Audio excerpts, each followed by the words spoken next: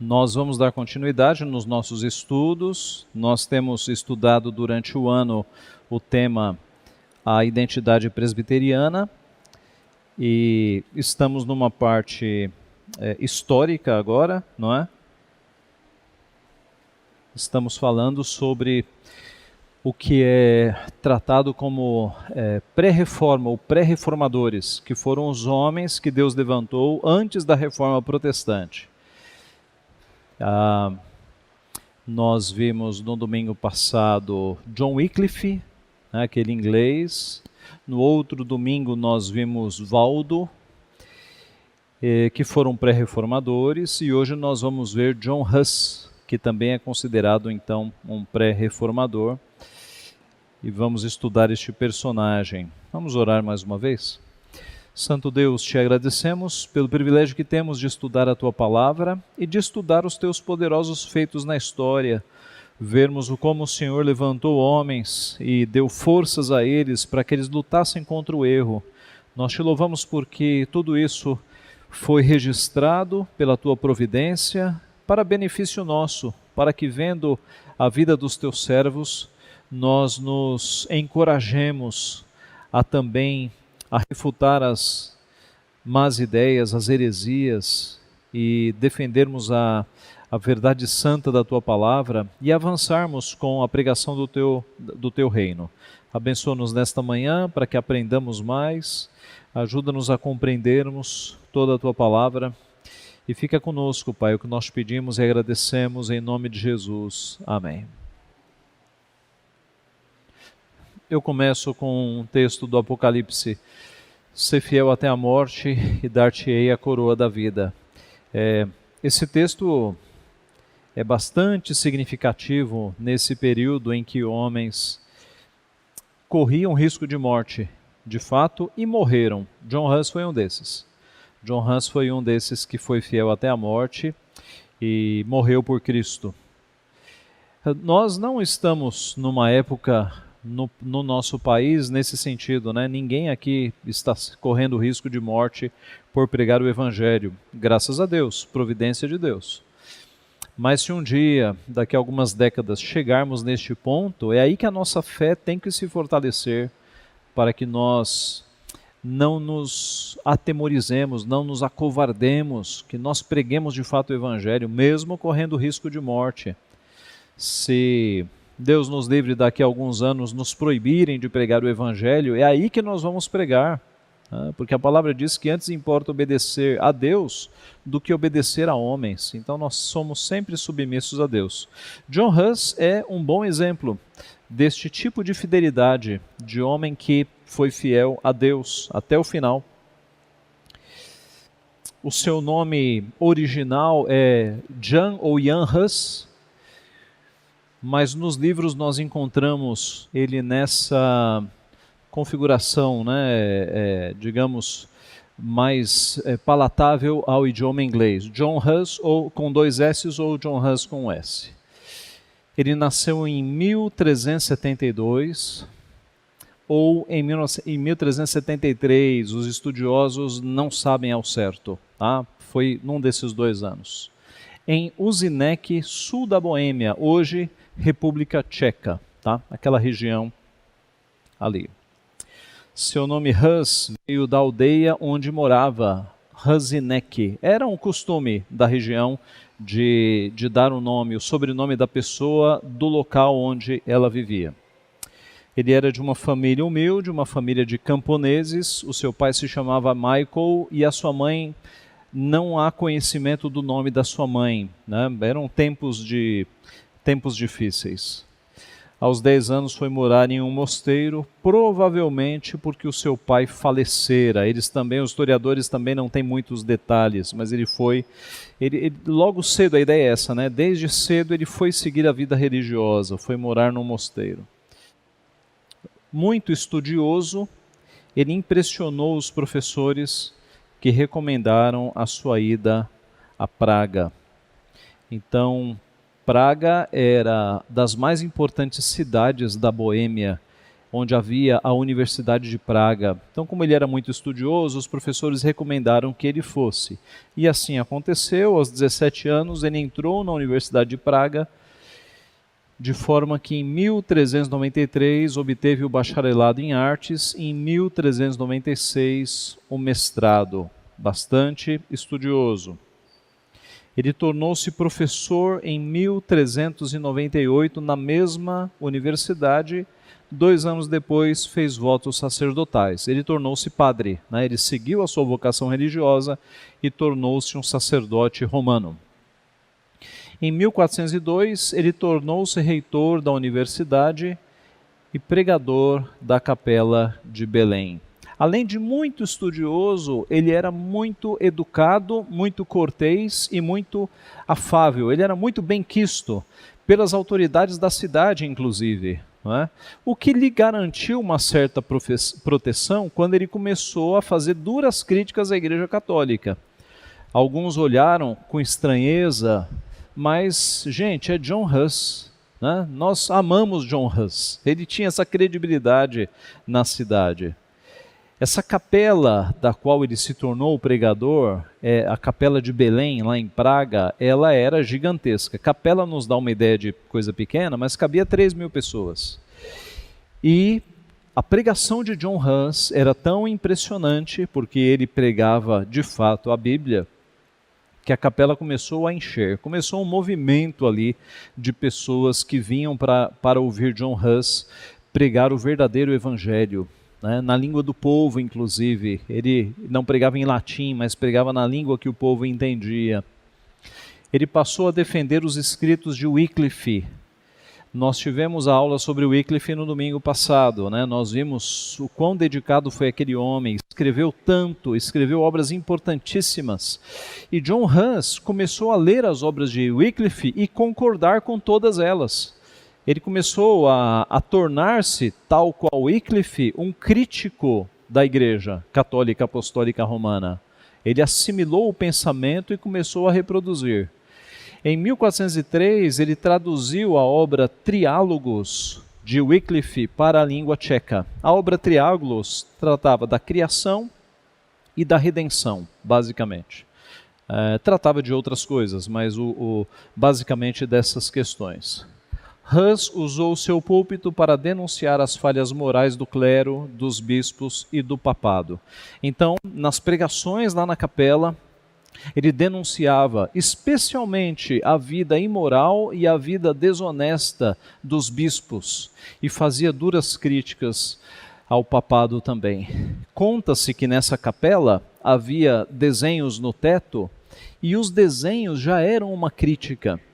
Porque, por exemplo, nos desenhos mostrava Jesus montado num jumentinho e mostrava os bispos e o Papa montados em carruagens. Aí mostrava Jesus lavando os pés dos apóstolos numa cena e na outra cena mostrava as pessoas beijando os pés dos bispos. Então, já nos desenhos da capela havia críticas ferozes contra o catolicismo. Os escritos de Wycliffe influenciaram muito John Huss, como nós vemos, e ele passou a incentivar as pessoas a lerem a Bíblia. E, aliás, ele colaborou, ele revisou na tradução da Bíblia para o tcheco. Como nós vimos em aulas anteriores, naquela época o latim era a língua falada pelos nobres, pela elite, mas o povo não conhecia. O povo tinha as suas línguas naturais. Então a Bíblia era um livro assim disponível. Fora o fato de que não havia uma cópia da Bíblia, era algo caríssimo, era o equivalente a pagar 10 meses de trabalho para alguém. Então o povo era ignorante, no melhor termo da palavra, desconhecedor da palavra de Deus. E a Igreja Católica usava isso como poder. Quanto menos o povo souber, melhor para nós. Nós podemos fazer o que nós quisermos. Meus irmãos, naquelas épocas, a única fonte de conhecimento do povão, que na sua maioria era iletrado, era analfabeto, a única fonte de conhecimento da maioria do povo eram os vitrais da igreja. O povo sentava naquelas igrejas, lá na frente um padre de costas, falando em latim, o povo não entendia nada. Os vitrais da igreja, que tinham cenas do Evangelho, ou cenas do Antigo Testamento, era a única fonte de aprendizado do povão, né? Eles conseguiam pegar ali migalhas olhando para os desenhos. Sim. John Hus passou a pregar na língua do povo, no tcheco, né? E por isso que a sua capela começou a encher tanto, porque as pessoas começaram a entender, né? Começaram a ser instruídas e começaram a de fato a se libertar. Conhecereis a verdade os libertará. Disse Jesus Cristo, né? Não foi o político. Cristo disse isso. E de fato, na história da reforma protestante, essa foi uma tônica dos reformados. Vamos traduzir a Bíblia para a língua do povo. Essa foi uma ação dos reformadores, traduzir a Bíblia, traduzir a Bíblia, traduzir a Bíblia. Porque quanto mais a Bíblia tivesse na mão do povo, mais eles conheceriam a verdade, né? A Escritura tinha que ser tirada do domínio, né?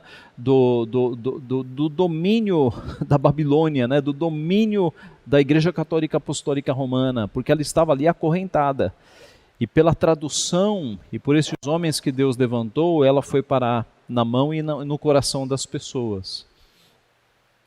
Ele compôs e incentivou pessoas a cantarem hinos congregacionais, o que era uma inovação também, né? Porque no sistema católico apostólico romano, você tem lá um coro, né? Você tem poucas pessoas, sacerdotes cantando, mas ele incentivou que as pessoas cantassem e compôs alguns hinos também.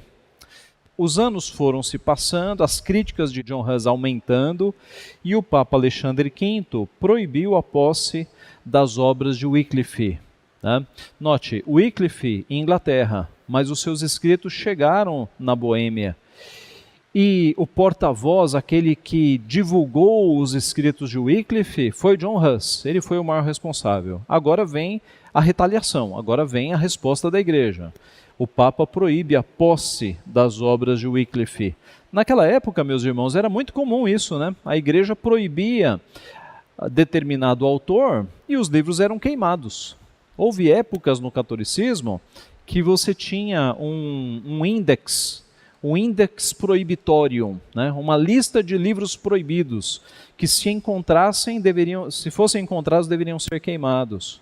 Você tinha, por outro lado, um carimbo da igreja dizendo: este livro é aprovado, esse livro pode ser lido. Então havia uma censura gigantesca para que o povo fosse dominado apenas no sistema católico apostólico romano. O Papa Alexandre V proibiu também as pregações fora das catedrais, dos mosteiros ou das igrejas paroquiais, o que atingia Hus, porque Hus pregava numa capela, né? Possivelmente ligada à universidade, mas essa era uma lei para pegar John Hus, para calar John Hus, tá? O que John Hus fez? Desobedeceu e continuou pregando, né? Essa é um padrão entre os reformadores. Entre obedecer o Papa e obedecer a Jesus Cristo, nós obedecemos Jesus Cristo. Ele continuou pregando. Em 1410 foi convocado para ir a Roma para responder por suas pregações. Não compareceu e foi excomungado em nome do Papa pelo cardeal Colonna em 1411. Por que ele não compareceu? Porque ele não achava que estava fazendo nada errado e porque ele tinha apoio também de algumas autoridades da Boêmia. Então ele tinha, digamos, uma proteção de pessoas da Boêmia para desobedecer, né? Para não comparecer. Era uma época conturbada também, como nós vimos na aula passada, de divisões dentro da Igreja Católica. Aquele período em que existiram 2 papas, houve um cisma da Igreja, era uma era muito difícil. Então ele se aproveitou desta fraqueza também. Neste momento ele disse: nem o Papa é a cabeça, nem são os cardeais o corpo da Igreja Santa Católica e Universal, porque somente Cristo é a cabeça e seus predestinados o corpo, e cada membro um membro deste corpo. Então veja, é um pré-reformador, que já tem a visão dos reformadores, né? Ele já tem muito claro que o Papa não é cabeça coisa nenhuma, Cristo é o cabeça e os eleitos, o povo de Deus, são os membros. Isso estava muito claro na sua cabeça. João 23, que foi o Papa que veio depois de Alexandre V, também perseguiu John Hus, porque este se posicionara contra a venda das indulgências. Então houve lá uma campanha para a venda de indulgências para financiar uma grande cruzada. E quando essa campanha de indulgências chegou na Boêmia, John Hus já havia se pronunciado, já havia falado com todo mundo que aquilo não era de Deus, e a venda das indulgências foi um fracasso. O que são indulgências, né? Apenas para todos estarmos aqui na mesma página. A indulgência era a venda do perdão divino. Então a Igreja Católica dizia o seguinte: se você pecar, você tem que comprar uma indulgência da Igreja Católica. Se o teu pecado for grave, é uma indulgência mais cara. Se for um pecado menor, é uma indulgência mais barata. Pobres pagavam menos, ricos pagavam mais. Mas veja que absurdo, a Igreja criou um pedágio. A Igreja criou um valor para você comprar o perdão de Deus. A indulgência era um documento no estilo diploma, com letras garrafais, né? E era dito mais ou menos o seguinte: por esta indulgência, a Santa Igreja Católica Apostólica Romana atribui a José da Silva o perdão pelo pecado de gula, alguma coisa assim. Assinava lá a autoridade e vendia esse dinheiro.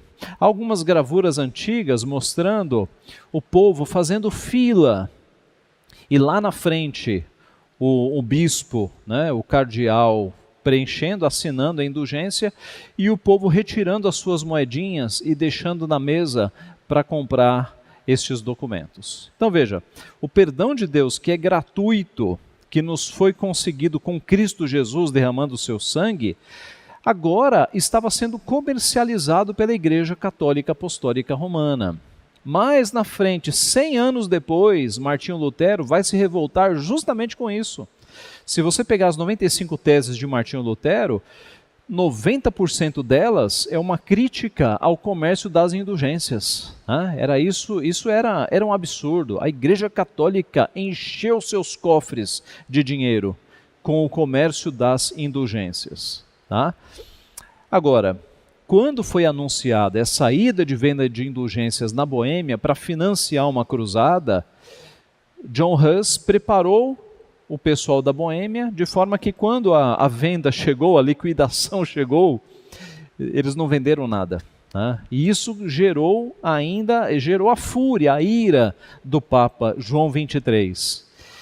E ele perseguiu John Hus e o excomungou. Em 1412, Hus foi excomungado novamente. Já tinha sido uma vez, excomungaram 2 vezes, não precisava, né? Mas fizeram questão e foi dado um curto prazo para ele se apresentar. Se ele não fizesse, a cidade de Praga ou qualquer outra cidade que lhe desse acolhida estaria sob interdito. Desta forma, a suposta heresia de Hus traria prejuízo à cidade. Então veja, os papas começaram a aumentar as ameaças, né? Agora não vai ser só Hus, mas quem defendê-lo vai sofrer as consequências, porque de fato havia uma defesa. Havia ali uma cidade dando cobertura para Hus. Ele era querido, ele era amado. Então a Igreja Católica vai agora punir a cidade que o acobertar. Ele decidiu então, por causa dos malefícios que poderiam vir à cidade, ele decidiu se apresentar. E ele apresentou-se na cidade em Constança para se defender. O imperador Sigismundo lhe ofereceu um salvo-conduto que lhe garantiria a sua segurança pessoal. O que é um salvo-conduto? John Hus, pode ir tranquilo que você tem um salvo-conduto, um documento de que você não vai ser preso. Era isso que o salvo-conduto garantia. Só que Sigismundo voltou atrás na sua palavra e deixou John Hus, digamos, sozinho. né? Deixou ele vulnerável aos lobos. Foi isso que Sigismundo fez. Hus foi até Constança, mas enganado foi preso em novembro de 1414. Ele foi preso, a princípio foi colocado num mosteiro, depois ele foi colocado numa prisão muito próxima do esgoto, ficou muito doente, ficou muito debilitado. Note, do final de novembro de 14 até junho de 15, você tem 6 meses aqui, né? Ele ficou 6 meses preso em condições muito difíceis, muito difíceis. Adoeceu, ficou fraco, eram condições terríveis. Por quê? Porque o Sigismundo voltou atrás e não lhe garantiu proteção. Tá? Em 5 de junho de 1415, ele foi julgado pela primeira vez e transferido para um mosteiro franciscano, onde passou as últimas semanas da sua vida, enquanto aguardava o julgamento final. Né? As últimas semanas, porque a partir do seu julgamento ele foi morto. Ele recusou todas as fórmulas de submissão, mas declarou-se disposto a se retratar se seus erros lhe fossem provados pela Bíblia. 100 anos depois, Lutero faria a mesma coisa. Né? Com relação a Lutero, todos os escritos de Lutero, 100 anos depois, foram colocados numa mesa e o inquisitor perguntou: o senhor reconhece esses escritos? Reconheço, são meus. O senhor afirma a veracidade desses escritos? O senhor crê nisso que escreveu? Aí Lutero enfraqueceu e pediu 24 horas para pensar. Né? Eu não vou dar detalhes, mas no dia seguinte ele chegou e reafirmou. Mas a resposta de Lutero foi essa: se eu escrevi alguma coisa que está contra a palavra de Deus, vocês me provem, que aí eu volto atrás. Aí eu retiro o que eu disse. Mas a minha consciência está submissa ao Senhor.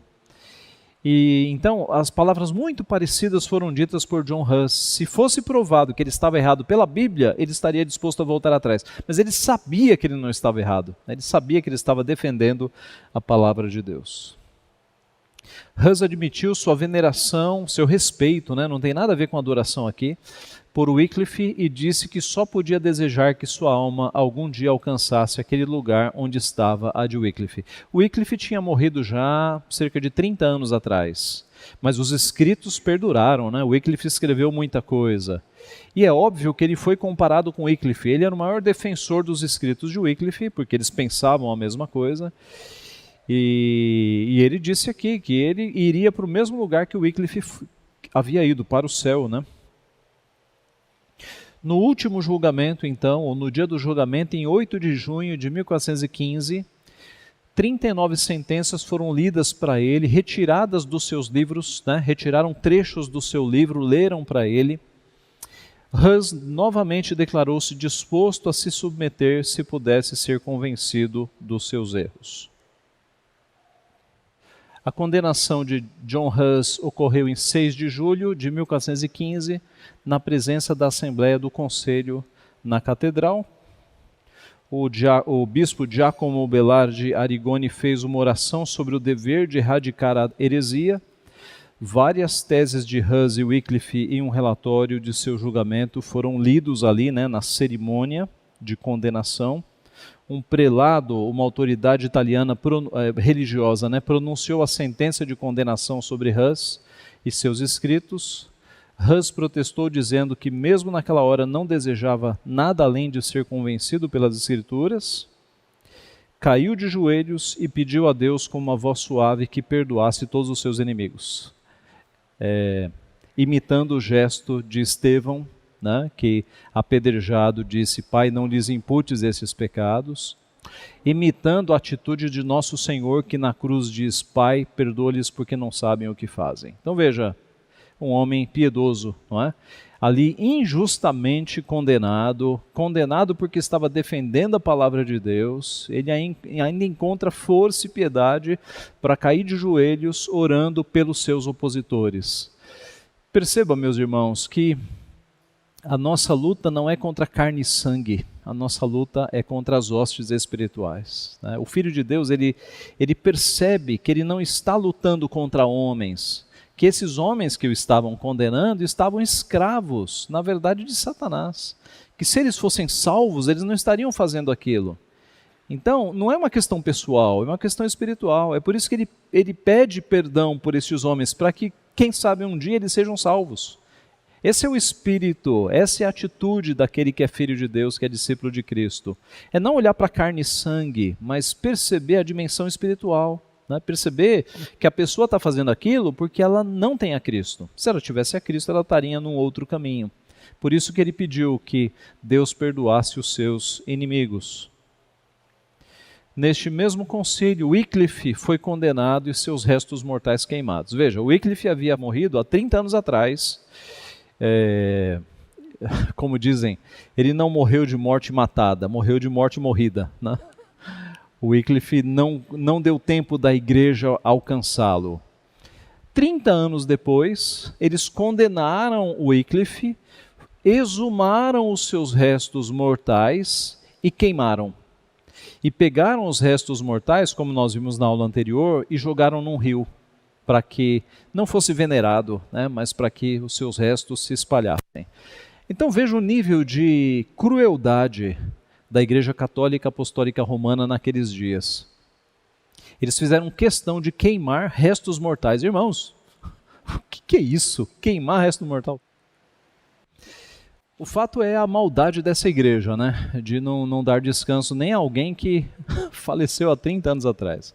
É claro, meus irmãos, Wycliffe já estava há 30 anos na alegria suprema que é estar com Cristo. Né? Então ele nem tomou conhecimento do que fizeram com os seus restos mortais. Isso é bastante claro. Mas isso ressalta a maldade da Igreja Católica Apostólica Romana naquela época. Bom, se eles queimavam pessoas vivas, quanto mais restos mortais, né? É muito mais maldoso você queimar uma pessoa viva em nome da religião, que é o que vai acontecer agora com John Huss. Sob palavras de maldição, suas roupas sacerdotais foram tiradas e a tonsura sacerdotal foi destruída. Então, enquanto ele estava amarrado, né? Amarrado com as mãos para trás, uma corrente no pescoço, essa era a cerimônia quando você ia destituir, quando você ia queimar um padre herege. Eles tiravam as roupas sacerdotais. Na verdade, foi mais do que isso. Eles fizeram uma missa, serviram a ceia para John Huss. Aí depois disso, eles fizeram a condenação. Tiraram as roupas sacerdotais, destruíram a tonsura. O que é tonsura? Sabe aquele corte de cabelo de padre de que fica só os lados? Né? Há um momento na ordenação que eles fazem a tonsura. Eles cortam a parte de cima do cabelo e deixam só os lados. Estão visualizando isso, né? Eu sei que eu não sou o melhor exemplo para... Eu sei. Mas imagine aí, né? Então, aquela coisinha aqui de lado era era o corte de cabelo dos padres, era tonsura, tá?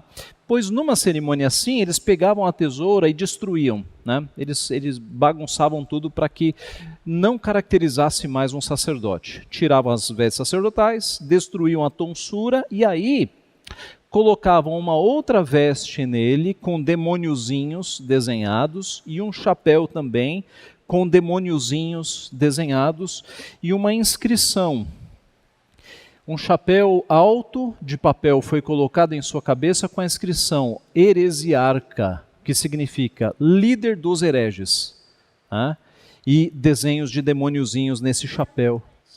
Há um tom jocoso nisso tudo. Eles vão queimar a pessoa, imaginem. E eles faziam isso antes. No local da execução, Huss se ajoelhou, estendeu as mãos e orou em voz alta.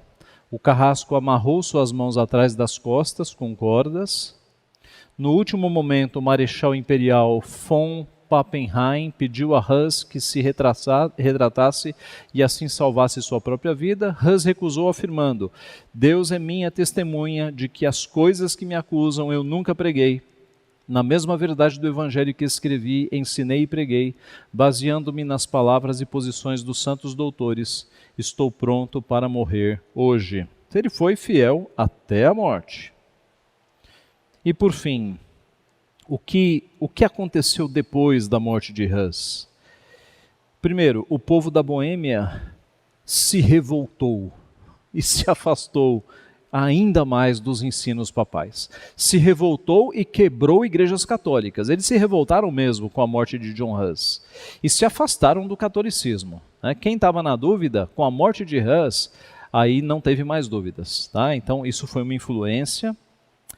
A tradução com que colaborou, Triálogo de Wycliffe e algumas obras que escreveu continuaram sendo lidas pelo povo. Então as obras de Wycliffe se espalharam pela Boêmia. A Boêmia tornou-se um local de movimentos pré-reforma. Hoje o Reino Tcheco, a região da Tchecoslováquia. Como consequência da morte de Hus, surgiram os Irmãos Boêmios, uma poderosa organização religiosa fora da igreja, cuja atividade empolgou toda a Boêmia e a Morávia, como também algumas regiões da Alemanha. Então, a morte de Hus, como diria Clemente lá atrás, foi semente do Evangelho. Clemente lá atrás, nos primeiros séculos, disse: o sangue de cristãos é semente do Evangelho. Quanto mais sangue é derramado na terra, mais o Evangelho cresce. É uma coisa impressionante. Impressionante. Quanto mais matavam cristãos, mais o Evangelho crescia. E aqui o sangue de John Hus foi semente do Evangelho também, porque uma geração depois de crentes, de homens seguidores de Cristo, surgiu os Irmãos Boêmios. E não parou aqui, Eu fiz aqui uma linha do tempo de influência. Wycliffe influencia Hus. Hus influencia fortemente essa geração de crentes, os Irmãos Boêmios, que se tornarão nos Irmãos Morávios, de Conde de Zinzendorf, mais na frente.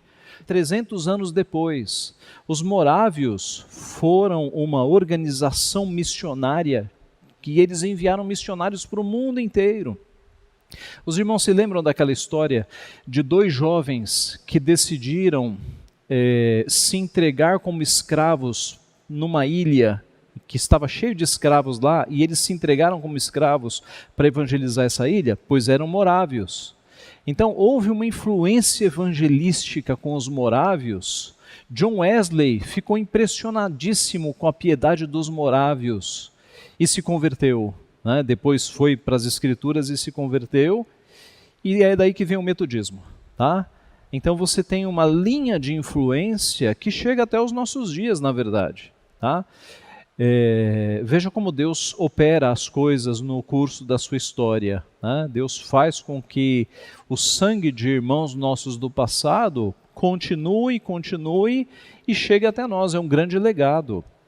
Quando nós estudarmos a vida de John Knox, por exemplo, nós vamos perceber que a vida de John Knox, o testemunho de John Knox, ele vem vindo e chega até nós, porque foi ele quem iniciou a igreja presbiteriana. Então, esses personagens lá da Reforma, eles deram o seu sangue, não foi em vão. Hoje nós estamos aqui porque estes irmãos nossos não fraquejaram, deram o seu sangue. Nós somos fruto deste trabalho, nós somos o legado destes homens. Então, como é que nós vamos ficar calados hoje, se nós temos uma história de tanta luta lá no passado? Nós temos que abrir a boca e mostrar para a geração de hoje as coisas erradas que estão acontecendo. As indulgências de hoje, essas igrejas que estão vendendo, por exemplo, frasquinhos de água, dizendo que é água do Rio Jordão. É nada, pegaram da torneira. Vendendo caneta abençoada para fazer concurso público. A caneta Bic custa o quê? Custam alguns centavos, talvez. Eles estão vendendo lá R$100 a caneta, porque ela está abençoada para passar no concurso público. Quer dizer, aqueles erros da Igreja Católica da Idade Média, aquele comércio da fé, continua hoje. Infelizmente, na Igreja Evangélica, no chamado neopentecostalismo. Então, nós crentes que temos a palavra de Deus traduzida para a língua portuguesa, que estamos aqui na igreja falando em português, eu não estou falando latim, nós que temos a verdade na nossa mente, a gente tem que espalhar isso. Então, se você tem amigos no teu trabalho que estão nessas igrejas sendo enganados, você tem que se aproximar desse amigo, se aproximar dessa amiga, e dar uma Bíblia. Lê esse texto, cuidado, seja crítico. O que o pastor falar, confere na Bíblia, para ver se o pastor está pregando Bíblia mesmo. Nós temos um legado tão bonito que a gente não pode ser omisso, né? Seria menosprezar o sangue dos nossos pais na fé que viveram lá atrás. Assim nós concluímos: ser fiel até a morte e dar-te-ei a coroa da vida. O sangue de muitos irmãos no passado, inclusive o sangue de John Hus, foi derramado em terra. Eles lutaram muito, eles foram fiéis ao Senhor para que a igreja continuasse, e nós não podemos nos acomodar, né? E hoje, meus irmãos, nós temos um alcance tão grande em termos de informática, de mídias sociais. Hoje você consegue evangelizar alguém na China sem sair do Brasil, né? Por meio das redes, por meio dos meios que nós temos hoje. No passado, para uma Bíblia chegar num outro povo, era uma coisa, era um trabalho hercúleo, era uma coisa gigantesca. Você tinha que traduzir a Bíblia para aquela língua, tudo no papel, na cópia, na mão, era uma coisa, né? Durante muito tempo, nações crentes de um lado do oceano colocavam pedaços de escritura dentro de uma garrafa, jogavam no oceano para que chegasse pela fé do outro lado do oceano. Então veja as dificuldades. E hoje nós temos recursos que, se eu escrever uma mensagem agora para o outro lado do planeta, chega em segundos lá, chega quase que em tempo real. Nós temos que aproveitar as oportunidades. Sim, Margarete, depois o nosso irmão.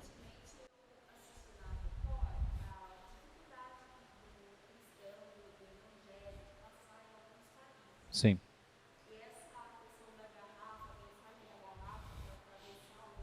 Aham.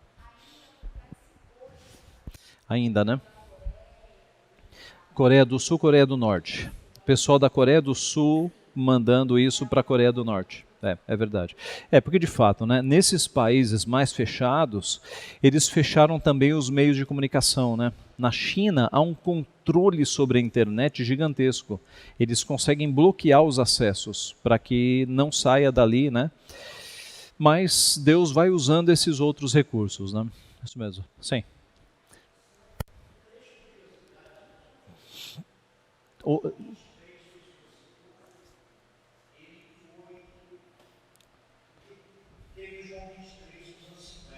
Aham.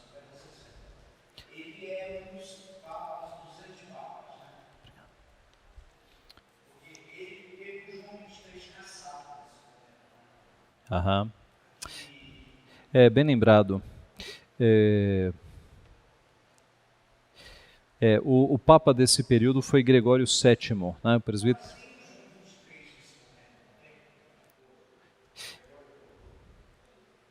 Presbítero.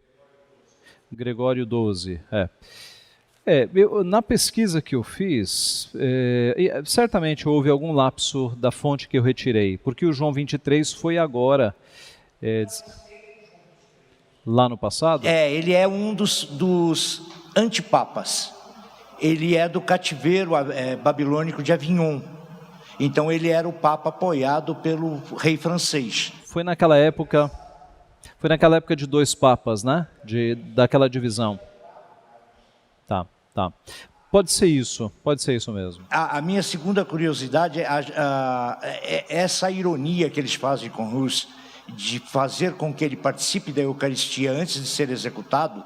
No ensinamento de Hus já existia algum combate à doutrina da transubstanciação. Eu nunca consegui essa informação.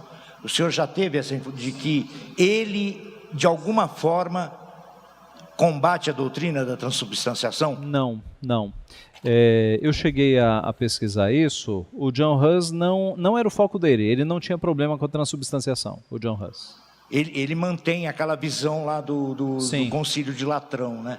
E a gente pode considerar, porque a cultura evangélica, ela considera a descontinuidade histórica, né? De que existe a igreja, ela para de existir no século IV e ela volta a existir no século XVI. Então há uma descontinuidade, a cultura evangélica em geral. Deixa eu explicar isso melhor. Em termos de igreja invisível, nós cremos numa linha ininterrupta, que não parou. Nós entendemos que mesmo no período destas, digamos, trevas espirituais, Deus ainda mantinha os seus eleitos. Eu creio que dá para falar em descontinuidade em termos de igreja visível, mas em termos de igreja invisível, ela veio.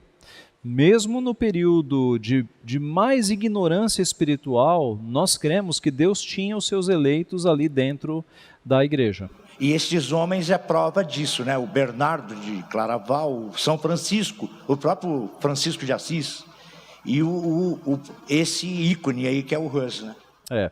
Eu diria isso, né? Quando nós olhamos para a Idade Média é um período aí de 1000 anos móveis, né? De 500 a 1500, de 600 a 1600. É um período em que a Igreja Católica Apostólica Romana, ela se distanciou das Escrituras de uma forma crescente, cada vez mais longe. Mesmo assim, nós vemos algumas luzes, alguns iluminados no meio de tantas trevas.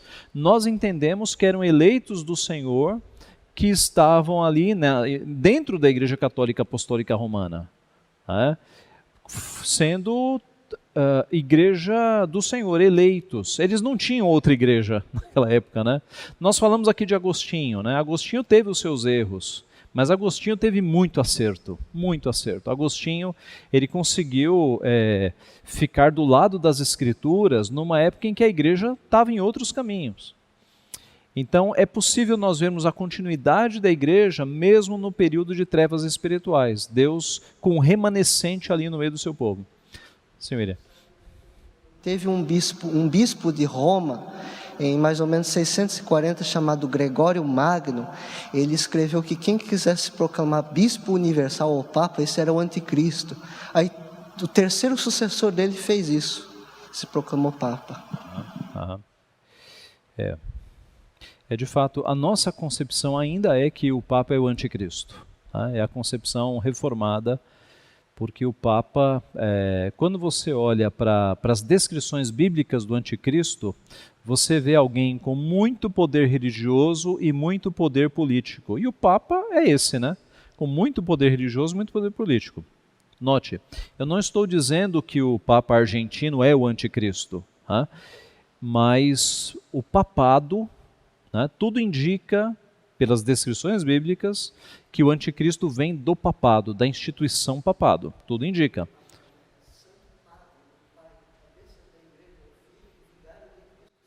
Pontífice, sumo pontífice. Nós sabemos que o pontífice, a ponte, é Cristo.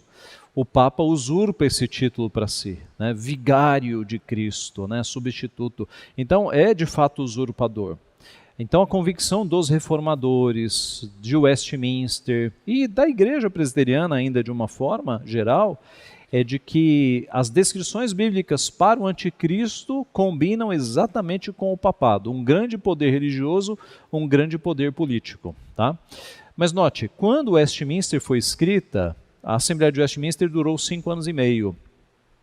Nesses 5 anos e meio, o Papa atual morreu, e assumiu um Papa novo que já tinha mais de 70 anos de idade, o que para a época ele já estava, digamos, na hora extra, né? Porque para a época a taxa, digamos, como é que fala?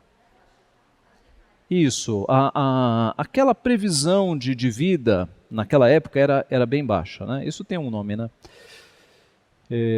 Então, mesmo Westminster não estava dizendo esse Papa que está agora é o anticristo, porque ele já estava para morrer também, né? já era um Papa mais idoso. O Westminster estava pensando, no papado, né? O anticristo virá do papado, porque o papado reúne as condições de muito poder religioso, muito poder político. Né? Pastor, com relação àquela célebre frase lá de John Hus, que ele fala que hoje vocês matam um ganso e daqui a um século, tantos anos, surgirá um cisne. A teologia reformada, ela crê que isso é uma profecia, ainda seria uma profecia do que... Eu pesquisei isso. É o seguinte, irmãos, fala-se muito, né, de que John Hus teria dito na fogueira, vocês estão matando um ganso, mas daqui a 100 anos surgirá um cisne. É um fato bastante comentado. E aí, alguns atribuem isso a uma profecia que John Hus estaria fazendo com relação a Martinho Lutero. Tá? Eu pesquisei em algumas fontes e isso está mais para boato do que algo de fato registrado. Tá? Não há uma comprovação histórica muito firme sobre isso. Então, por isso que eu nem trouxe. Tá? A gente não deve colocar muita fé de que isso tenha acontecido. Tá? Ok? Sem mais algum... Ah, sim. Ele morreu queimado na fogueira. Sim, há registros que falam que ele morreu cantando, ele morreu louvando ao Senhor. O que era bastante comum na época da Reforma, né? Os crentes morriam cantando. Aliás, com relação aos crentes franceses, os huguenotes, era comum cortar a língua deles, porque irritava muito vê-los morrendo queimados e cantando. Era muito irritante aos executores, né? Então cortavam a língua. Requintes de crueldade, né? Mas a lição boa é a seguinte: o crente até morrendo queimado está louvando ao Senhor, né? Essa é a lição boa da história. Sim. Eu queria entender por que eles davam a ceia para a pessoa antes de queimarem. Era para humilhar mesmo. Era para humilhar. Era para mostrar, olha o que você está perdendo aqui, tá? E aí a humilhação seguia-se de destruir o cabelo, tirar as vestes sacerdotais e colocar vestes de demônios. Era pura humilhação. Tá? Ok. Mais alguma pergunta, meus irmãos? Vamos encerrar então com uma oração. Pai Santo, te agradecemos porque Tu és o Senhor da história. O Senhor escreveu, Pai, cada capítulo da história do Teu povo, e nós Te louvamos, Pai, por tão bela história. O Senhor levantou homens para protestarem contra os erros, para divulgarem a Tua palavra.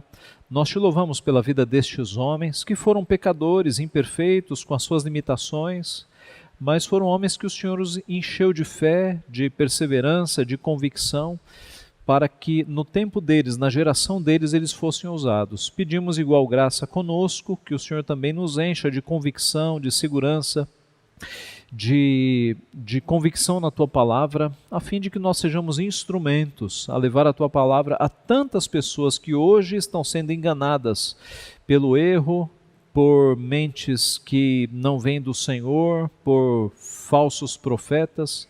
Ajuda-nos a sermos instrumentos do Senhor, ajuda-nos, Pai, a não nos calarmos, ajuda-nos a sermos fiéis ao Senhor, e se chegar o dia em que nós tenhamos que desobedecer autoridades humanas, porque estão indo contra a Tua palavra, dá-nos a força para que nós façamos isso, Pai. Ajuda-nos a considerarmos o Teu Evangelho, a Tua palavra, superiores até à nossa própria vida. Abençoa-nos neste dia, dá-nos o descanso das nossas almas, ó Pai. Traz-nos logo mais para o culto à noite. Abençoa-nos, é o que nós pedimos e agradecemos em nome de Jesus. Amém.